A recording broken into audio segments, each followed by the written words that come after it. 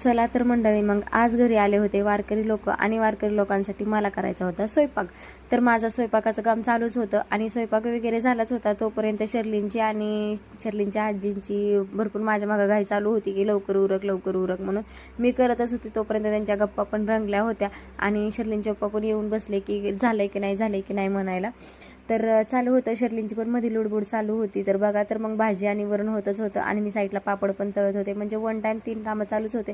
तोपर्यंत शर्लिनच्या आजीने सगळे ताटं वगैरे केली होती आणि मी घेतली भाजी आणि प्लेटी वगैरे मध्ये भरायला लागली. तर तोपर्यंत मला एक गोष्ट आठवली. मी शर्लिनच्या पप्पांना बोलून पण दाखवली की मी ज्यावेळेस पालखीच्या दर्शनाला गेली होती तर त्यावेळेस मला पालखीचं तर काही दर्शन भेटलं नाही. तर बघा ना, आज वारकऱ्यांच्या रूपानेच विठ्ठल माझ्यासाठी धावून आल्यासारखं मला दर्शन देण्यासाठी आला. तर मला खूप मन असं भरून आल्यासारखं झालं. आणि नंतर शर्लिनचे पप्पा पण मला मदत करायला लागले. तर आई आणि शर्लिनचे पप्पा मदत करतच होते. तोपर्यंत म्हणलं की मी पण त्यांना हातभार लावावा. ताटं केलेत आणि ताटं त्यांना मी नेऊन दिले.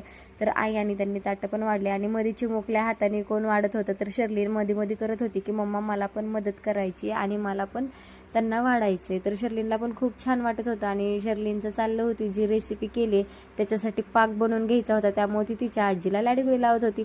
आणि नंतर थोड्या वेळाने शर्लिनचं चालले आपले नाटक वगैरे आणि त्यांना काय पाहिजे काय नको देण्यासाठी मी पुढे गेले. तर मी त्यांच्यासाठी म्हणजे भाजी वगैरे दिली, त्यांना काय हवं काय नको बघितलं आणि नंतर मी जाऊन बसले घरात. दादू काय करतोय मला आवाजच भरपूर वेळ दादूचा आला नाही. बघितलं तर बघा, तर मग दादू मस्त मोबाईल बघत होता आणि शर्लिन काय करते. हे बघा, मी गुलाबजामुन बनवणार आहे.